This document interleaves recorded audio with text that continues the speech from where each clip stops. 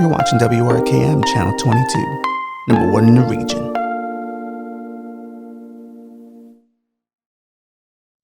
The following WRKM broadcast is for mature audiences only. This week is going to be a heavy episode, I guess. I don't know why I jumped when I did that. I guess I just kind of wanted to go, please, don't hate us. But there'll be some funnies. But it's a bit of a heavy episode. We're talking about some real human experience shit. We're talking about value. We're talking about being a martyr. We're talking about a lot of the shit people go through. We're not entirely sure how long this episode will be because we recorded this before the actual show. We probably should record this afterwards so we know what we actually talked about instead of just going based on our notes. We always landed. There's never been a time where we haven't spoken about what we've spoken in the preamble. So I don't know. I think we're great cold open. Guys, cold open. Yeah, this is going to be a doozy. So let's get to it. It is Saturday night. Good Lord, the second episode of the year. This year better end a lot better than it's starting. Let's have the talks we can't have when the sun is up.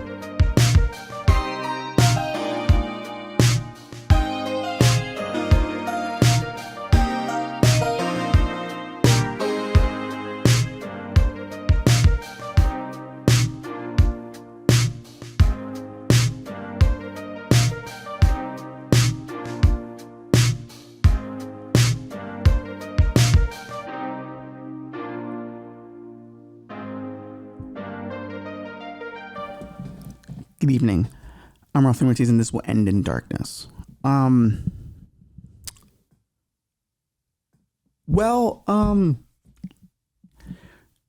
This week's been a little rough, for me personally. It's kind of messed up the flow of how we usually prepare for this show.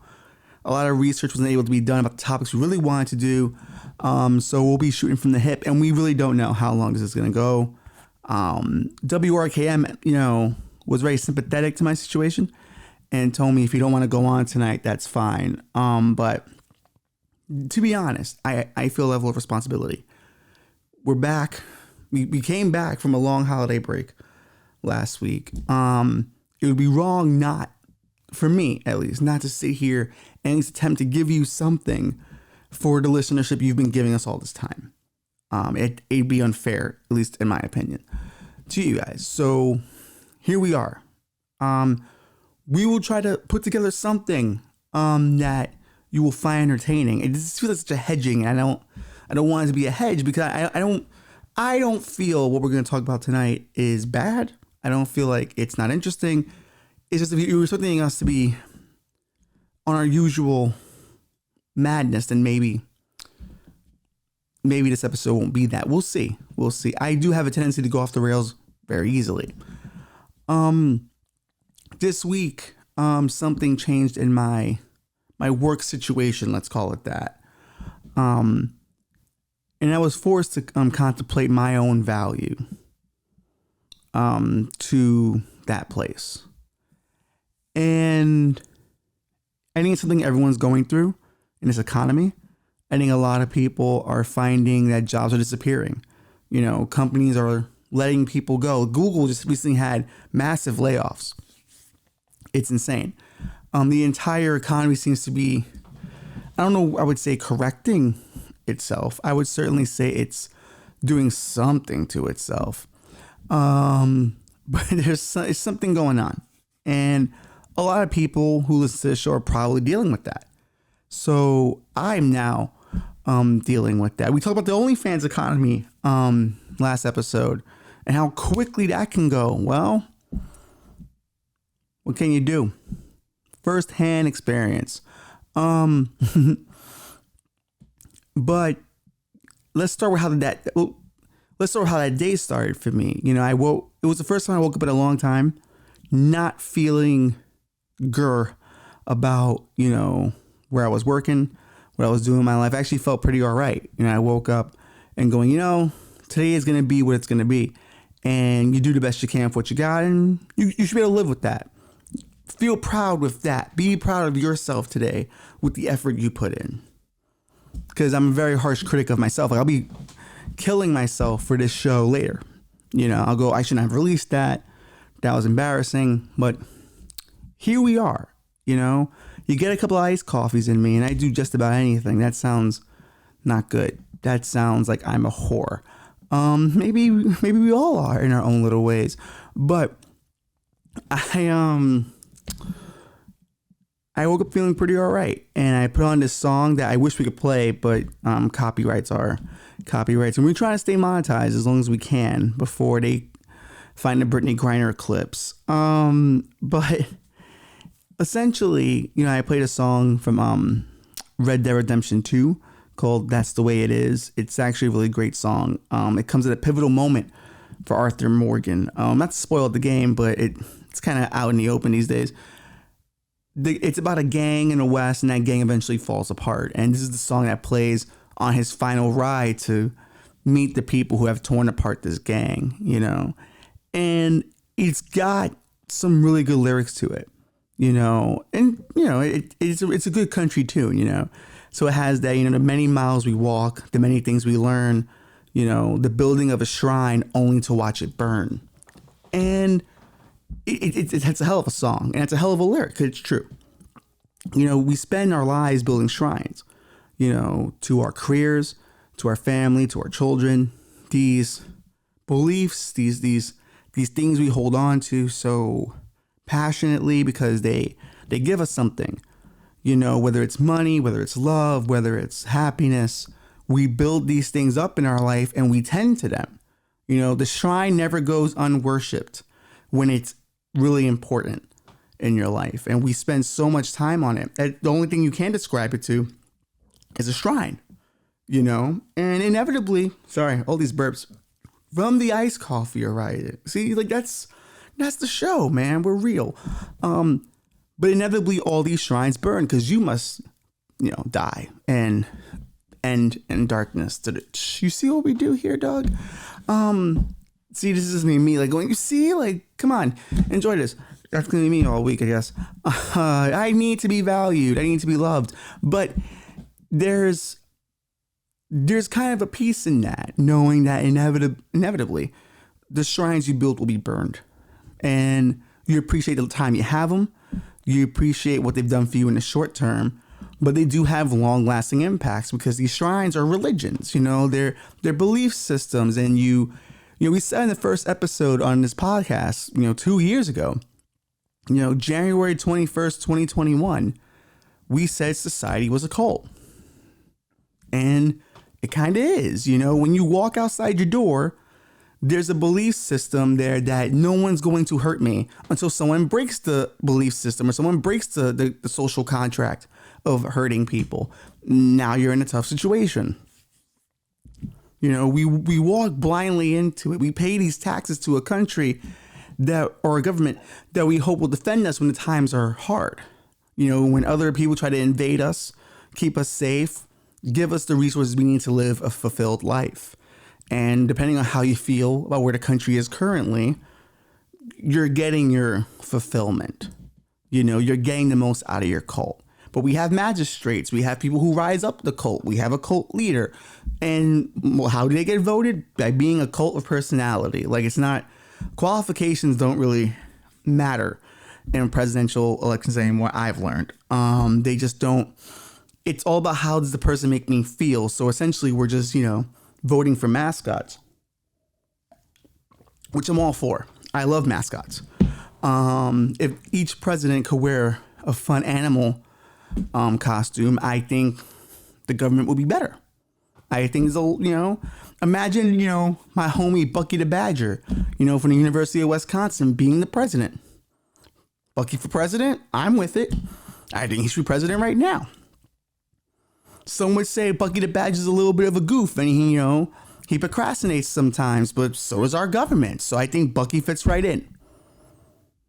And he's a Badger. Badger's a badass.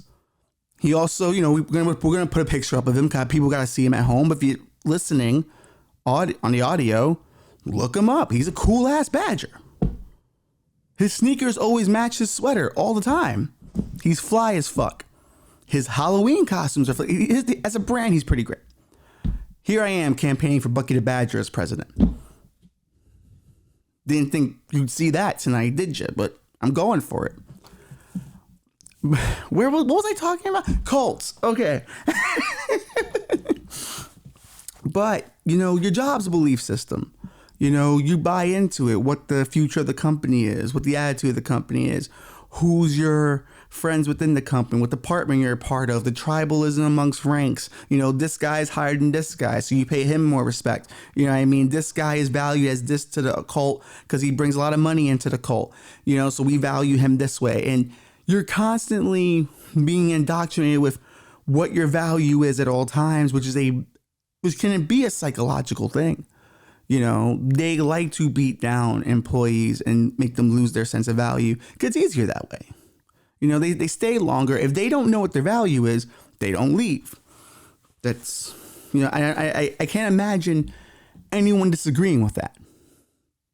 It's impossible to disagree with the idea that the modern work system has been built on cultish behavior.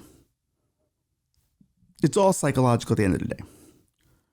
So, with that being said, sometimes you rise up the ranks in the cult and you're valued by the cult and get to have a title in the cult. Now you're part of the family. You're part of something, and you start to like the other members. You guys start getting close to each other. You start building this shrine together because you're all worshiping under the banner of this logo, this belief system, and what it's going to achieve and how it makes you feel fulfilled. But sometimes your faith gets questioned. You stop believing because you start seeing things that don't line up with the doctrine. I know that's how it was for me when I was Catholic. The second I saw, it's a bit of a raw topic at the moment because at my old church there was kind of a priest that passed away recently that I have complicated feelings with. Not that he molested me or anything, but just how he upheld the cliques in that church that inevitably made me want to leave the church. When you're the father, or I guess what would they call that? There's a name for that. When you're a clergyman of a parish, you have to find a way to manage that and make everyone feel fulfilled. They're getting what they want from the church. No one should ever feel like they're not getting something from the church. If they're going every Sunday, they're learning the verses, they're giving money, you have to make sure they feel fulfilled and welcomed. And when they're not there, not saying you gotta go, treat everyone like they're a rock star, but at least let them feel like when they're not there, or their presence is truly appreciated. Hey, come to the events outside of Mass. Come be part of this community. Oh, wait, you have skills that could benefit the community? Help us with them. What can we do to help you express that while also maintaining this belief we all have in a higher power? That's really what it should be. But in essence, that's what your workplace kind of should be. An acknowledgement of value. Hey, this person's great. I'm going to elevate them because they've proved it to me. And, your value when you're able to be let go. Because if you're untouchable, you don't go anywhere. They keep you, for whatever reason that is. They keep you. They're like, no, we got to do everything we can to keep this person. But inevitably, if the value's low, you're gone. So it's kind of hard. I always feel this level of bullshit when it's like, oh, it wasn't about you. It's always about you. It's business, not personal, but you're a person, ain't you? So I don't believe that. I think it always bleeds and you can't get away from it. How you personally view someone does affect their value. How you look at their work does affect their value. And guess what? Being a person comes into that. Because your work is a reflection of your personality. How you view your worship to the overall plan. I've been kicked out of a lot of churches. Let's put it that way. Well, not a lot, actually just 2. I've left a lot more churches, actually. But I think this week, I was faced with that. And the thing is, I know my value. I know what I am. Can you oversell yourself sometimes? Completely. If there's one thing that's true about most people, you're a mark for yourself. Even if you have low self-esteem, you still have enough self-esteem to still be a mark for yourself. You can't help that. It is what it is. It's part of the human ego. It's why some people spend their lives trying to kill it. I don't know if it's working for them. I hope it is. But I'm fairly honest about my own value. Fairly honest, but you do have to consider it when you're banished from a place. You're out, bro. And the thing that catches everyone off guard, and I think what pisses most people off, is you want it to be on your own terms. That's what you want. You want to be able to walk away from any situation on your own terms. Because you feel like you're in control. Feel like you have power over your life. Feel like you're not getting fucked with, right? You're doing the fucking. But sometimes doing things on your own terms can take too long, and the universe then dictates the terms. My mom said that to me, but she used God instead of the universe. I use universe in case, people don't believe. I don't want to force them in a situation where they have to, or they're gonna reject the message because I said God. But my mom said that to me, and it was true. Your terms can't take too long, and then the other powers will make it the decision for you. And then what happens technically in those times is the world opens up. A world of possibility you didn't think was there now opens up unexpectedly. And that's kind of how I feel with my current situation. As terrible as it is, I now feel like there's a lot more opportunities out there for me that I can go do. I'm no longer attached to a place, so I can now go and do as I please, and who knows, maybe do something that's great. I'm not the kind of guy. Greatness, that's not going to happen. Let's be honest. I can do pretty good. I can do pretty good. Greatness, no. Not on the agenda, really. Bare minimum, maybe. We'll see. But I think you can get lost on a shrine, man. You build it up because at that moment it means everything to you. And you think that if you just continue being a good believer and a good member of the community, it means something. But all shrines burn, and they burn for their own reasons. Someone burns them or you burn them. And when someone else burns them, you're left with a place to rebuild. And rebuilding's always difficult, because you get gun shy after a while. Because all right, I would like to rebuild a shrine here, but this particular one didn't work. Whose fault is that? Was I not a strong enough believer, or was the belief system flawed in the first place? In this case, I believe the belief system was wrong in the first place. That's how I look at it. So now I have to figure out a new belief system in that respect. And who knows? Maybe it gets replaced with this. Maybe this becomes my primary shrine in that place, because it's already a shrine in my creative field. Maybe it's, if we're lucky, this is very difficult. Like, let's be honest here. Like, listen, there are plenty of other ways to make money. This is not one of them. The percentage of people who actually make it, very low. So let's be honest about that. But if you are listening, you can always help by spreading the news. The darkness is here. But yeah, that whole day I woke up with that energy of embracing whatever happens. And I'm not sad about it. Most people would be scared to death, but I'm not. I got a good support team. Girlfriend and family are dope. So that's going to get us through. WRKM has been really dope. They've been like, hey, if you want to pick up, extra shifts or appear on some of the other shows on the network, you can. And that's really sweet. WRKM has always been really supportive of this show from the jump. When we had 2 hosts and now just myself, due to circumstances we can't even speak about. But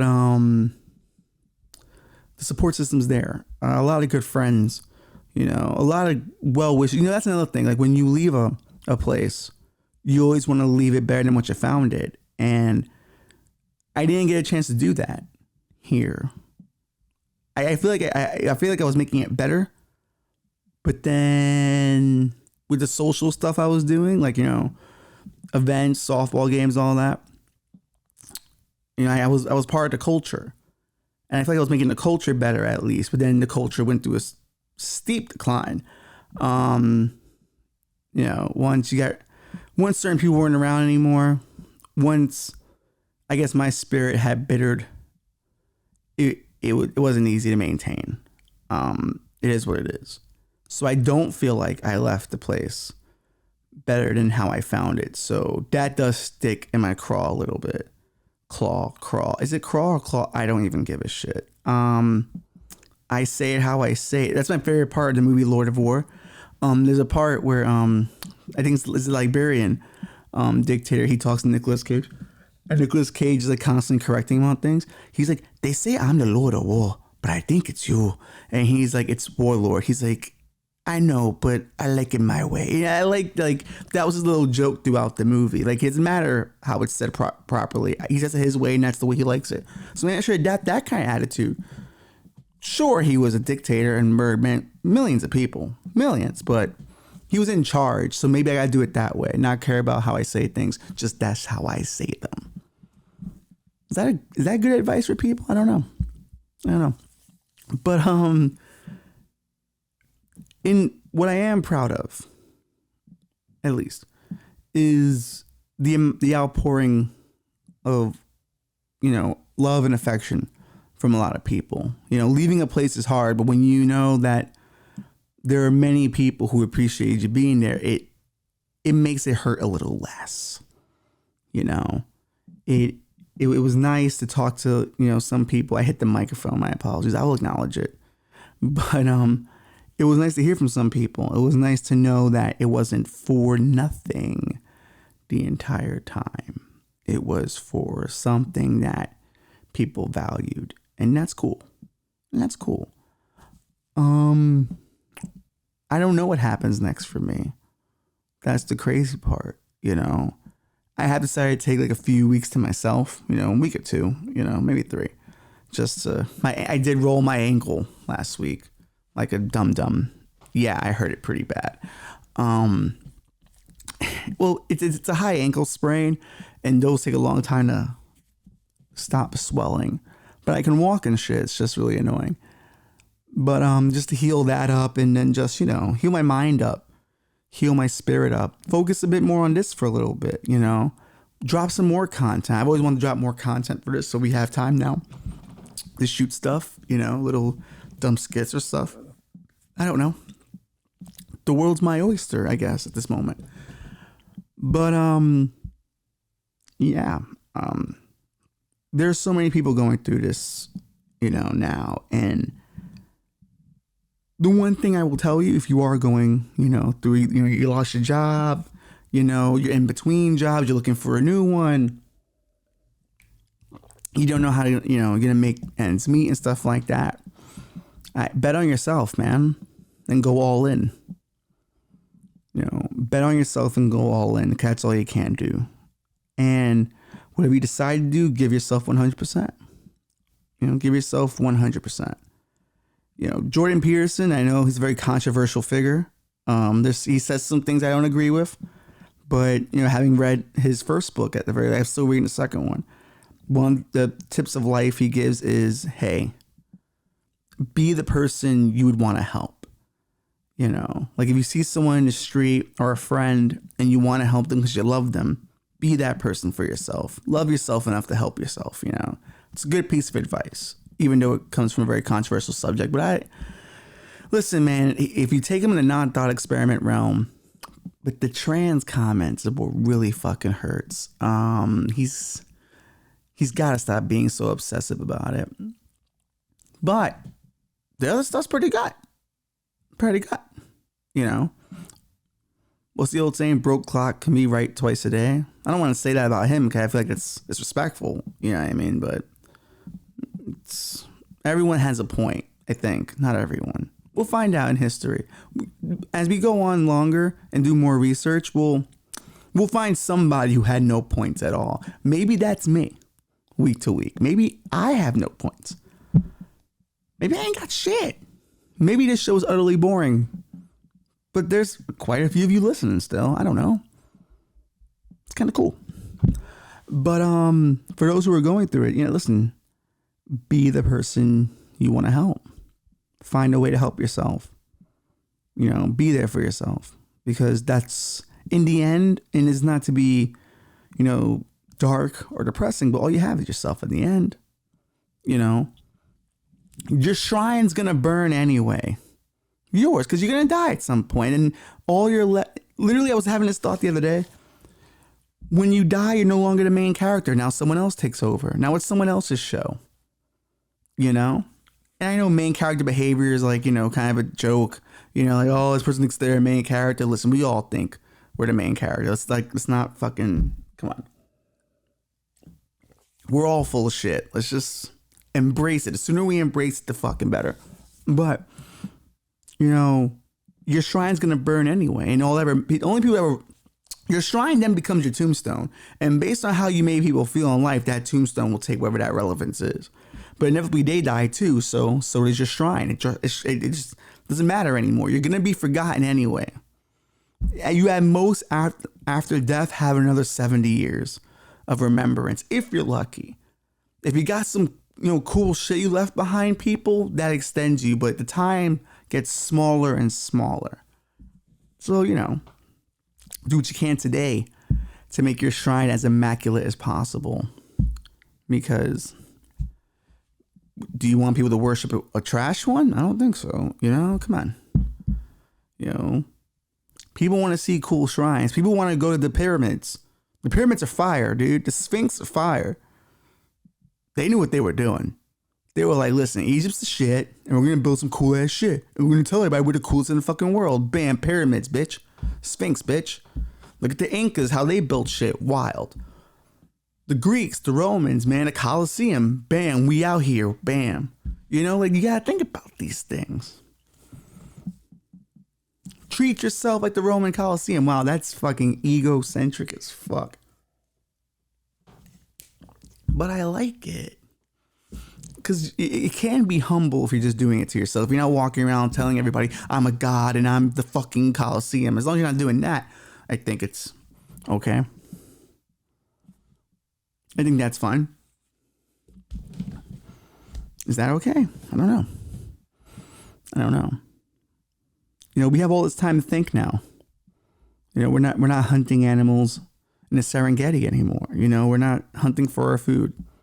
We have all this time to think. So the dangers are more up here than they are physically, which, has led, I guess, in my opinion, to the epidemic of obesity. It's out there. It's happening. Americans are fatter per capita, and we stop taking care of our bodies because it's like, who needs to? I don't need to engage in tribal wars anymore. But I'm not saying we should train like we should. We should be indulging in tribal wars, but at the very least, have some skills. Because the apocalypse is coming, baby. Sorry, that's dark. This has already been a dark or a tough episode as it is. So let's not make it any darker than it is. But you gotta bet on yourself and go all in. That's been my motto since Wednesday. So live by the thing I just found out 2 days ago. That's what I'm telling you. Live by that idea. Why not? There are people who swipe and see a Gary Vee video and that becomes their fucking philosophy. Why not me? Why not me? I'm giving you good advice. Go all in. Now, there's probably going to be some people who go all in and fail, and I don't want to be held responsible for that. Like, I'm probably going to fail. So,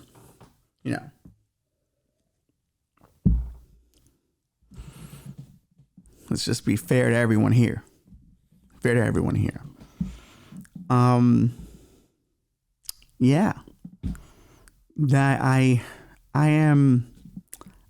don't know if I have anything else. I don't know if I have more to say other than, I've learned a valuable lesson about myself this week, that I've matured to a place where I don't let, others dictate my value to me. I have a strong belief in myself and I've maintained it. I've been able to maintain it. I embraced something that was pretty painful for others and did it pretty positively.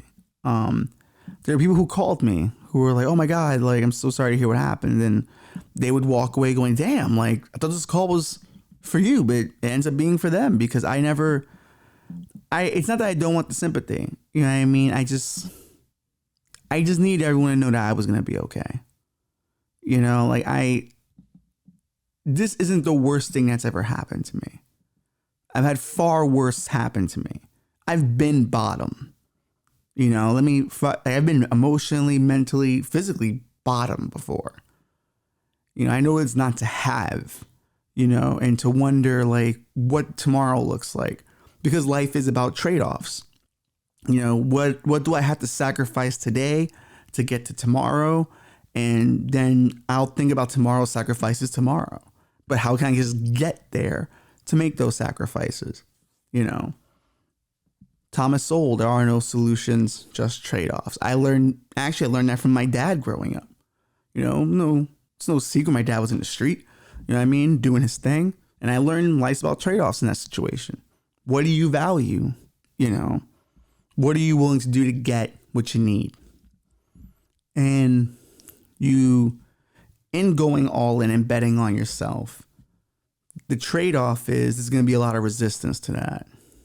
There's going to be people who are constantly testing it, and you got to plow through it. You just got to plow through it. You got to believe when no one else believes. You got to shine a light when no one else is going to shine a light. And it's like pro wrestling to me. I've seen guys in, companies suffering.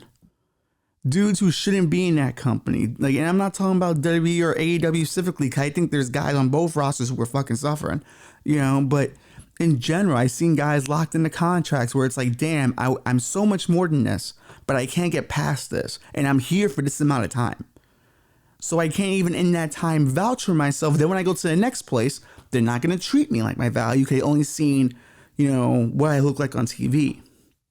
And that's kind of been my thing with, wrestlers who get used and wrestlers who get booked badly. I'd rather not be used because the mystique of my value is still there. But if I get booked badly, the audience sees me a certain way. And I have to hope that another booker goes, actually, he's got this. And that's not easy when you're in a bad booking scenario. So I'd rather just not be used so I can still keep the mystique and keep the expectations low and still be able to surprise. You never want to let them see you coming, according to Al Pacino in The Devil's Advocate, which is a fantastic film. I'm probably going to watch that tonight. I have 2 films to watch tonight, actually. The 1945 classic Detour, which was suggested to me by the homie Revolution, and maybe Devil's Advocate. We'll do a double feature. It'll be fine. It'll be fun. Why I say fine? It'll be fun.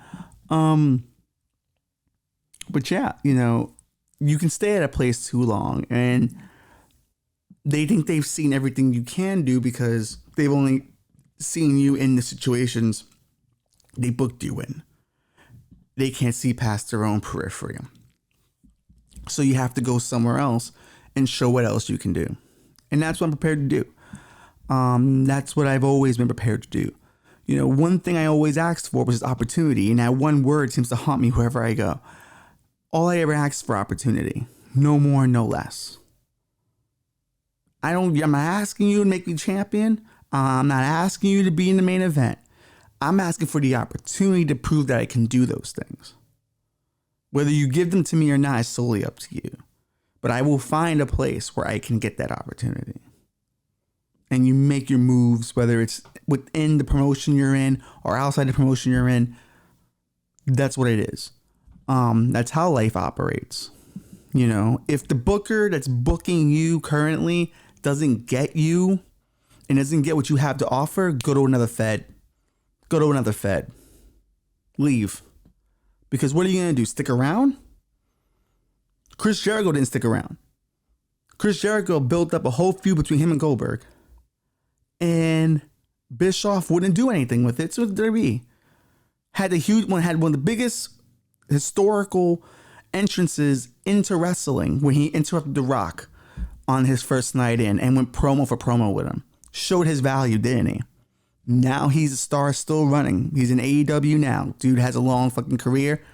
Classic matches. Made millions of dollars. Eddie Guerrero did it. He was in WCW. Left. Went to WWE.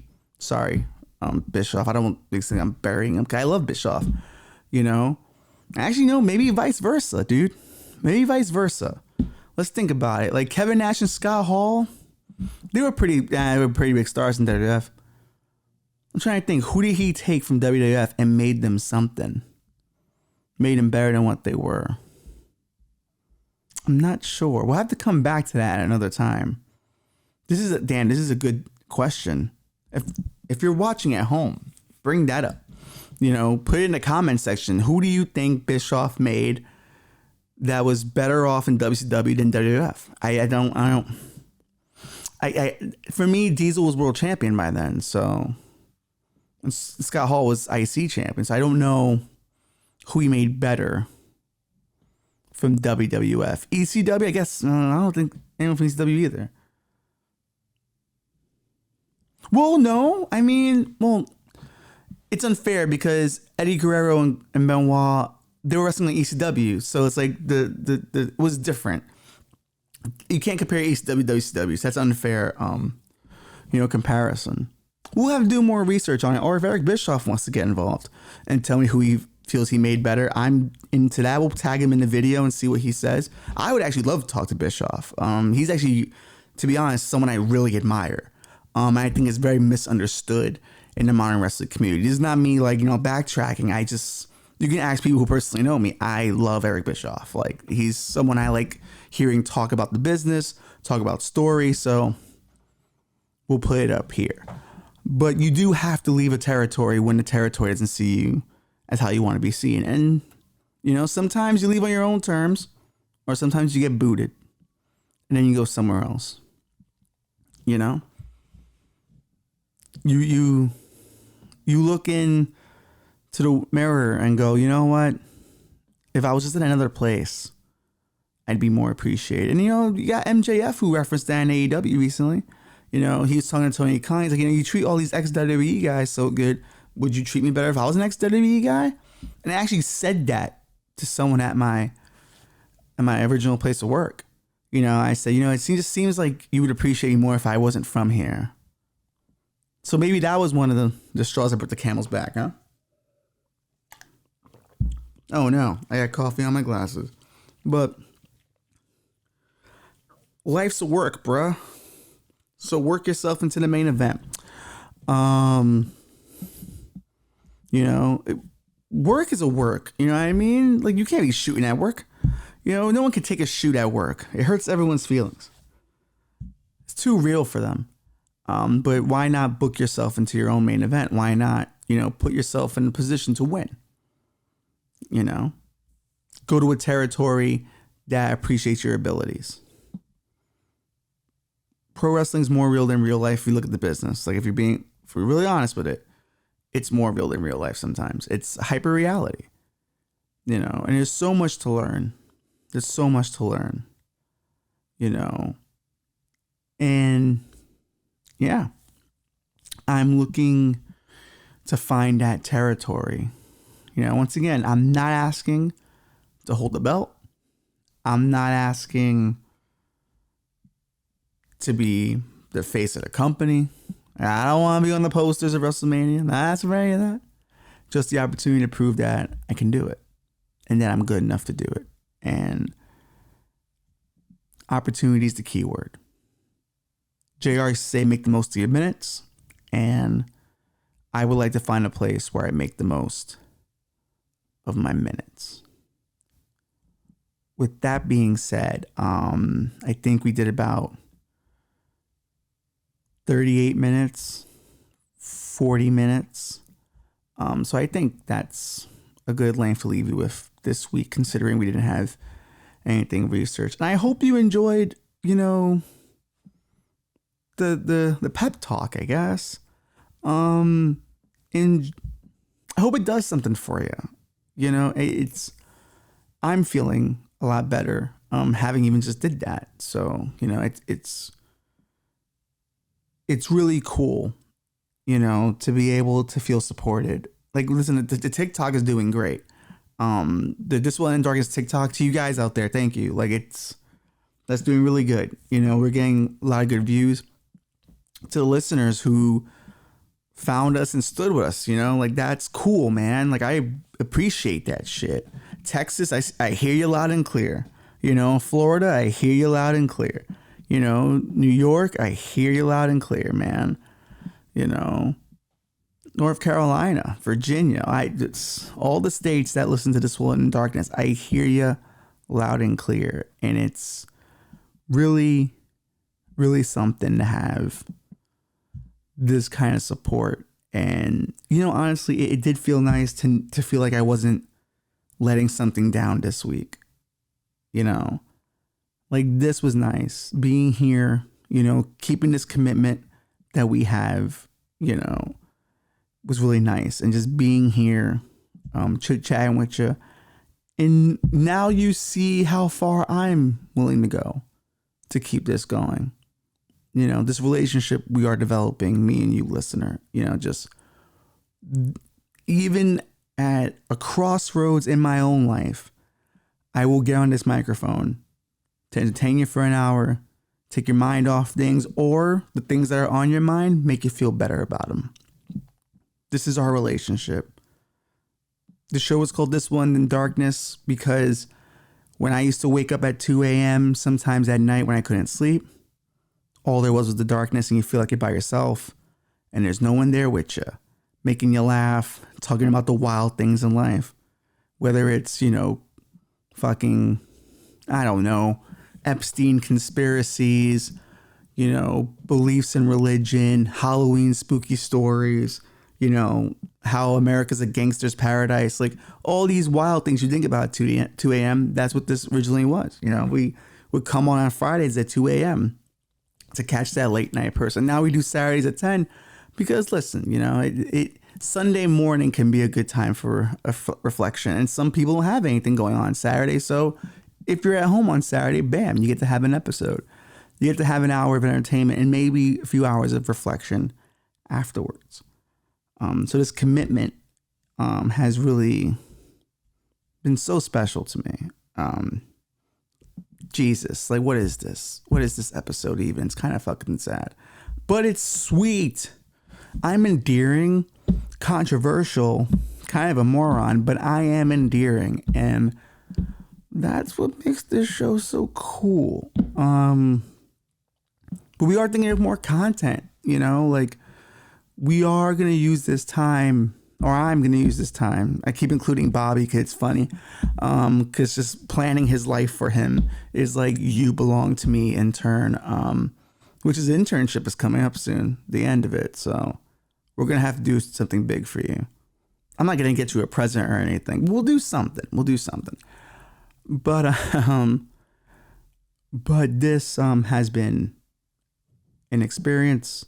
30 year podcasting, dude. Like, most people don't make it past the first 7 episodes, but we made it to 62. This is being 63. And it seems like life's only getting weirder and oddly tougher, but I will keep this commitment to the best of my ability, because this commitment is doing a lot for me. And, hold on one second. Just want to make sure this was recording the entire time, because sometimes the headphones hurts my ears, so I can't. I'm getting in the process of getting new headphones, but Bobby so far hasn't made me nervous about the sound issues, or if there is any. But I like to listen just in case something's off on my end. Jesus, that was a real derailing. Good job, Ralph. Yeah, bet on yourself and go all in. But then again, what do I know? I could very well be wrong.